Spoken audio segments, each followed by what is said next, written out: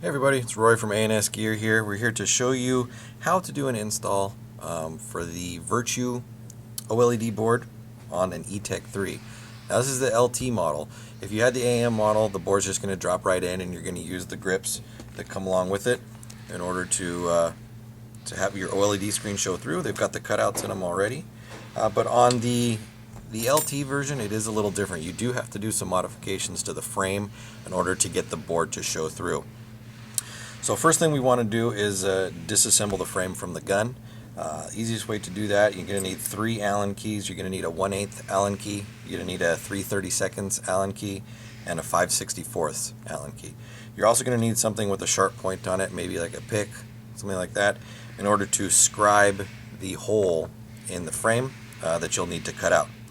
So first thing we're going to do, we're going to remove the macro line from the bottom, and we're going to take off the ASA here. So we're going to undo those 2 screws, and that's going to let our ASA slide off.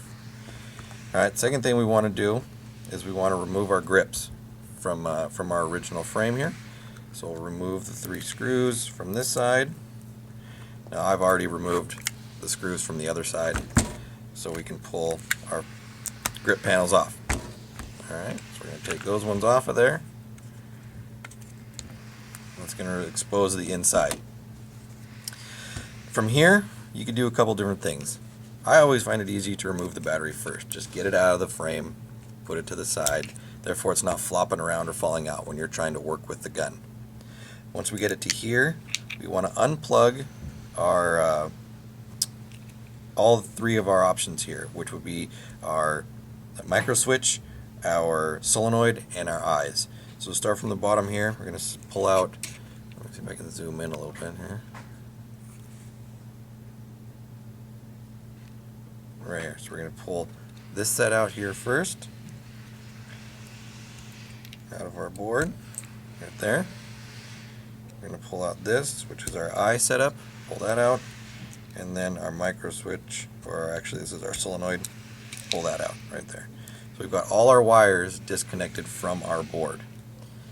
Alright, let's go a little wide here. From here, we want to take our frame off the gun. So we've got a rear and a front frame screw. Take those ones out there.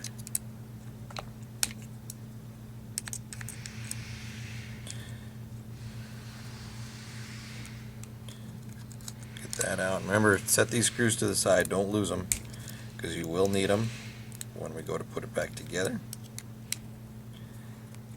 We've got those 2 out of there. Alright, so our frame is now not bolted down to our body. When we pull this apart, you have to be very careful with these wires right here. Okay, your solenoid and your eye wire, that you do not yank them out. So as we pull, we want to make sure that they are going to slide out easily and not get stuck. Alright, so now we have that apart. We can set this to the side for now, because we're just going to focus on the frame. From here, what you want to do, you don't need to take it out, but if you want to, you can. It does make it a little easier just to get everything out of the frame. You're not going to get anything dirty that way. Is you're going to remove the trigger out. Okay, and the way you remove the trigger is you have to take the retaining clip out, which is on the top of the trigger. Now it's this piece right here. It's a little clip that notches in on both sides, so that if you just push on it, this little, you can kind of see it's got a raised piece right here. If you just push to the side, it'll actually pop up and you can take it out. Okay, you can see these 2 pieces right here on the side, this one and this one. That's what locks into the frame inside there, and that's what holds your trigger in place. Okay, so we can pull the trigger out. Just makes everything, the more you can remove out of the frame, the easier it's going to be to work with. So set that to the side. Now from here, we're going to need to remove the bracket that holds the micro switch in place. So you can see that it's this bracket right there that sits on the switch, and on the opposite side right there, right here is what holds that bracket in place. The easiest way I found to do it is take your smaller Allen key, the 5/64, and you're just going to put it in the little slot here, and you're going to pop the clamp off, and then do the same thing to the other side. Just pop them both off. And then we can flip it over, and you can see if you've got it out of the way enough to get it out.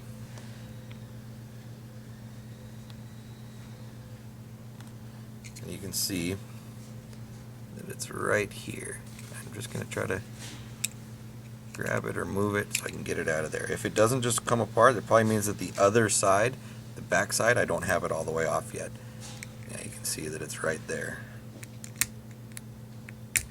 So pop that off, and then I can pull it out of there. And that's your clamp that holds your micro switch in place. On the AM models, it's two Phillips head screws that hold the micro switch in place. Alright, so we'll go wide again. Now we're ready to remove the board out. Since we disconnected this earlier, it's just going to fall out. So you can set it to the side. This is your micro switch right here. Just set it to the side. Alright. So next thing we want to do is we want to remove the board out. On the board itself, there are two rubber grommets. One right here and one right here that space the board and put it in the proper position. So we want to push those grommets out. You don't ever want to grab onto the board and yank it out. You want to use the rubber pieces to pull the board out. And if we flip it over, you can see that there's a hole here and a hole here, which we can push through and push on those rubber grommets. So we're just going to kind of evenly go back and forth and push on those, and you can see that the board has started to slide out now. Once it's come out far enough, I can grab those rubber grommets with my hand and I can just pull it out. You can see those are the rubber pieces that are on there. Alright, so set that to the side. You're going to need to take these rubber grommets off and put them on the OLED board when you go to reinstall it back in the gun. Alright, so from here we've got our frame empty except for the rear panel right here.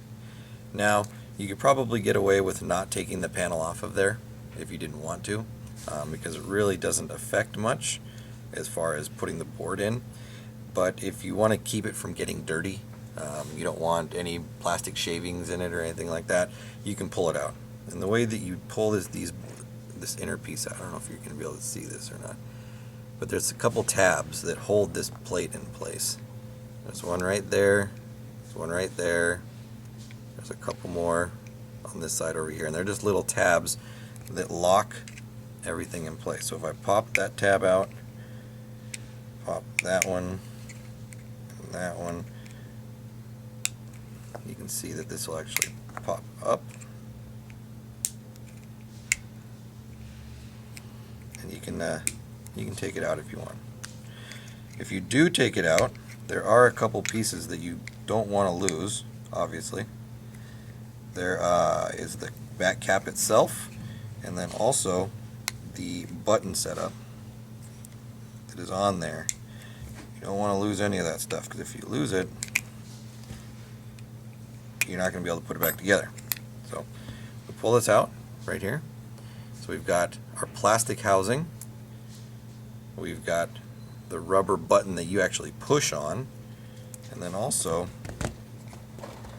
this piece. Don't lose this. This actually sits inside this tray right here, and when you push on the rubber part on the outside, that's actually what's going to go ahead and push on the button on the inside. Okay, so don't lose that piece. Very important. Otherwise the gun will not work. Alright, so we've got our frame completely taken apart now. Down to nothing. The SPD grips that we have that will work for your gun, like I said, have a window cut out in them right here. Now if we were just to put this on, you wouldn't be able to see through it because your frame is not cut out right here. This needs to be cut apart. Every set of the grips that you get for the LT version is going to come with a template like this. Now this template has a window that's cut out in it right here. This is exactly where your OLED screen needs to be.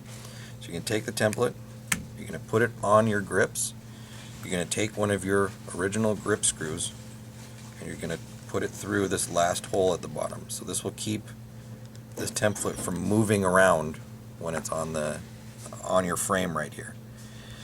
Now you're going to take something that's sharp like we talked about earlier, and you're going to score along here. Score means just you're going to make a line on it with something sharp.